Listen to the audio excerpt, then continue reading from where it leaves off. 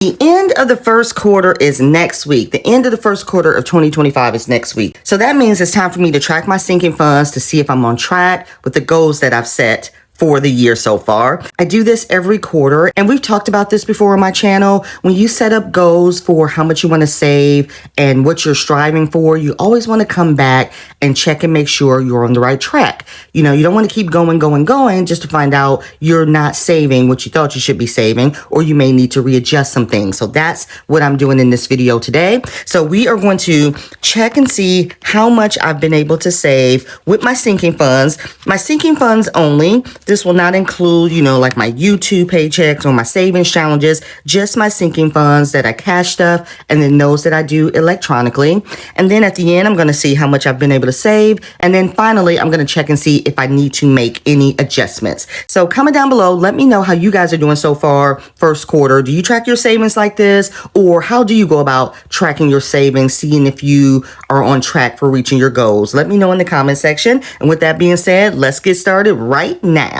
All right, so the way that I do things is I cash stuff my sinking funds here. This is my high priority sinking funds, and this is my business binder. But then I also have electronic sinking funds that go right into my high yield savings account that I don't pull out to cash stuff. I just, move the money over as soon as I get paid. So what we're going to do is count how much are in my envelopes, and then we'll do a run through of what's in my savings and what's already been saved. I use Capital One for all of my high yield savings accounts. And one of the things that I love about it is that I can name my savings accounts to match my sinking funds. So that makes it easier to track. So we're going to start with my high priority binder, and let's start counting to see how much we've been able to save so far. First, we're going to start with Mini-Me's envelope. Now, if you'll see first in this column here, this is how much is in my high yield savings account. Okay, so when we do my sinking fund check-ins, I always say to you guys, this is how much is in the envelope, because this is how much is in the bank. So I'm going to write how much is in the envelope here, and then we'll total it up here. So let's get started with my daughter's envelope. And she has 100, 150, 170, 190, 210, 230, 250, 270, 290, 310, 330, 350, 370, 390, 410, 420, $430. So I'm going to write that right here. 430. And then once we're done, I'll go through and I'll add up all the totals here. Okay, so you see how this works. And if anyone is interested in the sinking fund tracker, I do have it as a freebie on my website, on my Buy Me a Coffee page. The link is in the description box below. Next up is car maintenance. In the envelope, I have $20, $30, $40, $45. I have a new car, so I don't apply as much. My goal is to reach 1,000 in here, though. Because even though you have a new car, that means nothing. But it also means you don't have to put as much because your car is still covered for things. So that's why I do that. Medical, I have $20, $40, $50, $55. My goal for my medical envelope is, my goal is to get a $3,000 in here. And so that's over time. There's no rush for that, but that is a goal to get $3,000 in medical. I don't know why I keep closing that. Okay, miscellaneous. Now, miscellaneous does not have a high yield savings account because this is something I just keep on me in case I need it. 100, 120, 140, 150, 160, 170, 180, 190, 200, 25, 210. So this is a great example. Miscellaneous, my goal is to try to keep $200 in that envelope at all times. Because again, it's just in case I need something. So what I'll do is now when I'm cash stuffing, if I still have this 210 and I haven't had a need to use this money at all, I won't need to cash stuff it. So this is why I do this. Home is next. And home has 20, 40, 60, 80, 90, 95, $100. $100. And this goal for home is $3,000. So just so you guys are aware, when I reach my goals, like for home, when I reach $3,000 in this envelope, I'm going to move it to the bottom and move something else up and start contributing more to try to reach the goal for that category. That's kind of how I handle my sinking funds. How do you guys do yours? Like, do you reach your goal and then that's it? Or do you just keep stuffing? See, I always set a goal and I aim for that goal, and then I shift things around so I can try to reach the other categories goals. And then the plan is once I reach all of my goals, then I can bring them back into rotation and bump it up to the next goal. Let's see how much is in fun. Here we go. 20, 40, 60, 80, 100, 110, 120 on a goal of 1,000. I know you guys are probably like, that's a lot. That's a big goal for fun, but we like to have fun. You know what I'm saying? It's like, fun can be expensive, so you got to save for it. Close this next. Now, these next few categories where you see this 0 right here in this column, that means they do not have a high yield savings account. Mostly because I'm using them all of the time, but also I need to set up one. So like when we get down here to my business accounts, I probably need to set up one. I just haven't done so yet. So that's what that 0 means. Clothing has a goal of 500. So in this envelope, it has 100, 150, 200, 250, 300, 320, 330, 340. Amazon has 20, 40, 60, 81, 20, 40, 60, 82, 22, 30. See, there's no reason for me to open a high yield savings account for Amazon because the point of this envelope is save for the things I want to buy on Amazon. And then when I buy it, I put it in my account to pay it off. So there's no sense in opening an account for that, if that makes sense. Okay, next is travel. So for instance, like my travel envelope, I probably should create a high yield savings account for this because it can be collecting interest until we go on vacation and I use it. So this is one I need to, this is why I do this again, because I can go through here and be like, okay, let me add one. Does one of these even need a high yield savings account? You know, things like that. It's just good to just go through your budget. I said yesterday in my live, I called it a budgeting spring cleaning of your envelopes and your categories. It's just necessary to do to stay on track of what you're doing. So travel has 1, 2, 3, 4, 5, 550, 560, 570, 580, 585, 590. Okay.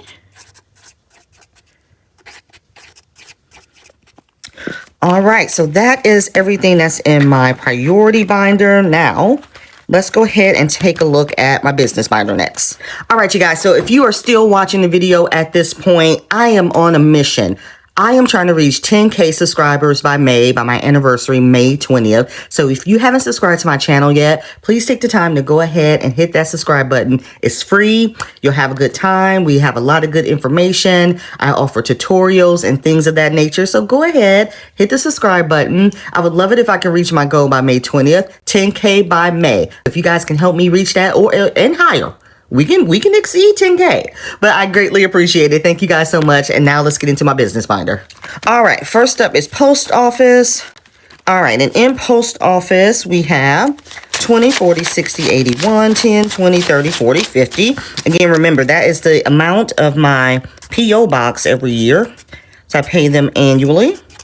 So now in this envelope, now I'm just saving for any additional shipping fees or costs or anything like that I incur during the year.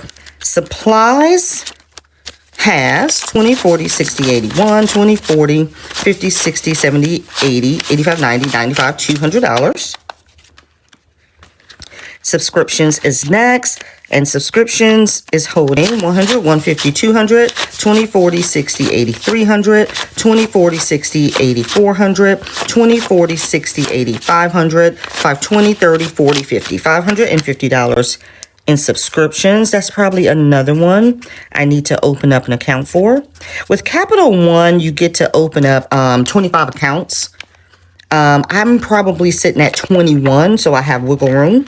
So again, that's something I'll be evaluating here over the next couple of weeks. Okay, social media has 20, 40, 60, 81, 10, 20, 30, 40, 50, 55, 60, 165. Now, 4TC is my other business platform. I haven't been doing too much with For the Creator because I've been focusing primarily on budgeting just because it has taken a lot of my time, but I still keep For the Creator up and running, and it still has money in its account from when I used to collect my sales over on that platform.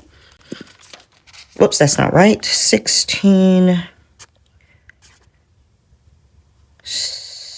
36. I just messed that all up. 1636. Okay. All right. And speaking of budgeting, just because it has 20, 40, 60, 80, 90, 100, 10, 20, 25, 30, 135. Canva is next. And Canva has 20, 30, 40, 50, 55, 60, 65, 70, 75, 80, $85. Canva is another one. See, it doesn't need a high yield savings account because I'm just going to pay this. When it's time to pay for its yearly subscription, I'm just going to pay it. So I really don't need to open up a separate account for it. And then again, for charity, I keep this because most of the time I'm just paying something back. So the goal for charity is $250, and we have 20, 40, 60, 70, 80, 90, 100, 10, 20, 30, 40, 45, 50, 55, 60, 65, 70, 75, 80, 85, 86, 87, 88, 89, $190. Good deal. All right, that is both of my binders here. I've counted everything in the envelopes in my high priority binder and in my business binder. And again, these are the sinking funds that I cash stuff. Now, if you're wondering what the rest of these categories are, again, this is what I keep in my high yield savings account electronically. I just move money over to them. So I have like a business binder account where I keep my bills, my savings, Christmas, and these are the amounts that's in those categories. Now, most of these categories that you're seeing here, they're fully funded. So this is like my home emergency fund. The goal was $3,000. It's fully funded based on the goal that I said. This is what I was referring to earlier. And this is what I talked to you guys about in my videos. Setting goals for your categories. Once you reach the goal that you've set, moving it to the side and moving something up on the list of your priorities that you want to cash stuff next. So I've done that with some of my emergency funds. I have many emergency funds, if you will. So I've done that with my home emergency fund. This one right here, I name it Saveopoly. It's an emergency fund. This savings cushion, it's an emergency fund. So the goal for that was $1,000. And you see this 267, that's interest that is collecting with me doing nothing. That's the interest that has been collecting once I reached my goal. The Saveopoly, the goal was 3,000. You see that 340, that's interest it's been collecting. So that's why if you don't have a high yield savings account, please take the time to look into one because they really are beneficial. And then, some of these categories I'll take a look at to see if I need them. For instance, this tech category. I've told you guys before, the only reason I have this category is because I saw another budgeter with this category. And I was like, ooh, that's a great category, but I don't use it. And look at how much is in there. I do not use it. So I need to switch this with something else. And I think what I'm going to do is add it to my appliance category because my goal for this one is 3,000. So that's why it's so important to go through, do a cleansing of your budgeting, making sure you're still on track, making sure you're still reaching the goals that you want to reach and what you set out for, and if things still make sense. Some categories probably made sense when you first created them, but now, a few months later, you look back like, do I really need that? So anyway, so now what I'm going to do is go through here, add this up, and see what the total is that I've saved so far this quarter and so far overall on my budgeting journey. So stay tuned.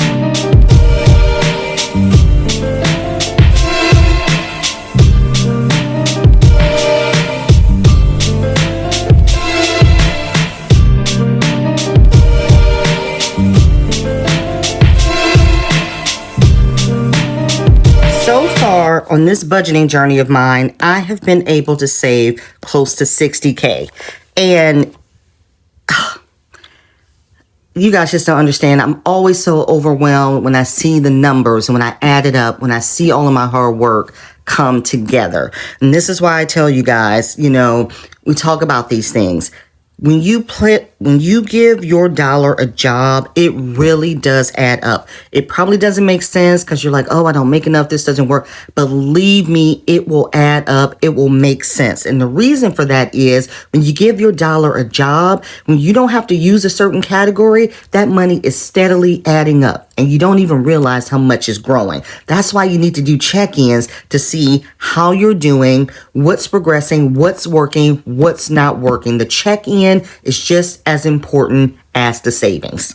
All right, you guys. So that was a great first quarter check-in. Oh my God, I'm so excited. That just gets me pumped and excited to do more. You know, I want to save more, I want to invest more, but always remember your journey is yours and yours only. So no matter what you've seen me do, hopefully this will inspire you to want to save more and maybe change up how you do things or stay on the same track. But hopefully it's for inspiration and not for comparison. We all have our own different journeys. And I just appreciate you guys helping me stay accountable so I can move forward for my financial freedom and my financial wealth and where it's going to take me.